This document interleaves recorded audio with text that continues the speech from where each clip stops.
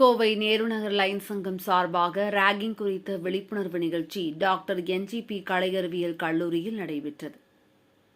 Ragging குறித்து மாணவர்களிடம் விழிப்புணர்வு ஏற்படுத்தும் வகையில் கல்லூரிகளில் ஆகஸ்ட் 12 முதல் 18ஆம் தேதி வரை ராகிங் எதிர்ப்பு வாரமாக கடைபிடிக்கப்படுகிறது.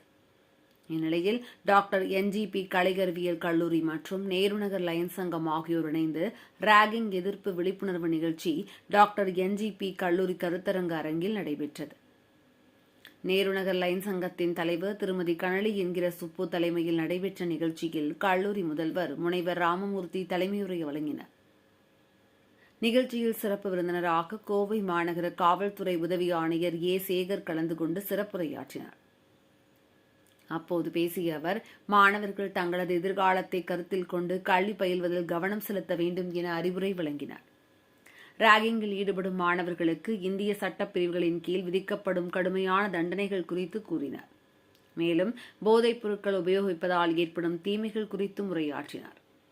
தொடர்ந்து நிகழ்ச்சியில் ராகிங் செய்ய மாட்டோம் என்றும் போதைப் பொருள் உபயோகிக்க மாட்டோம் என மாணவர்களின் உறுதிமொழி ஏற்பு நடைபெற்றது. விழாவில் பன்னாட்டு லயன்ஸ் சங்கம் 324C மாவட்டத்தின் மகாகவி பாரதியார் மண்டல தலைவர் லயன் செந்தில்குமார், கல்லூரி துணை முதல்வர் முனைவர் சரவணன், 324C வட்டார தலைவர் மோகன்ராஜ் ஆகியோர் வாழ்த்துரை வழங்கினர். விழாவில் ஒரு பகுதியாக கல்லூரி மாணவி ஒருவருக்கு கல்வி ஊக்கத்தொகையாக 20,000 ரூபாய் வழங்கப்பட்டது.